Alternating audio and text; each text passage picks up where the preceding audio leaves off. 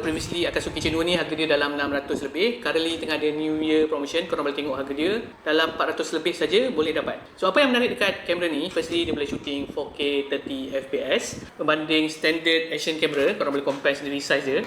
Memang kecil dan compact. Bateri dia boleh tahan 3 jam. So dia ada macam-macam mood. Dia ada time lapse, dia ada slow motion dan juga dia ada pre-recorded sehingga 30 saat. So kalau korang ni pemancing nak cari kamera yang compact, yang ni adalah antara yang korang boleh dapat. Dan dia juga flash proof. So kalau kena hujan, kena air-air pecik-pecik, memang tak ada masalah. Dan dia juga ada bagi macam-macam aksesoris including free diver casing. Ni adalah contoh-contoh video daripada kamera ni. Korang boleh tengok sendiri dia punya dynamic range semua macam mana. So ni adalah keadaan sekeliling. Sekarang ni aku pegang tangan je lah. Korang boleh tengok sendiri macam mana kualiti tak. So korang boleh tengok dynamic range dia macam mana bila aku berpusing. Sekarang ni memang tengah hari, harsh sunlight lah kira.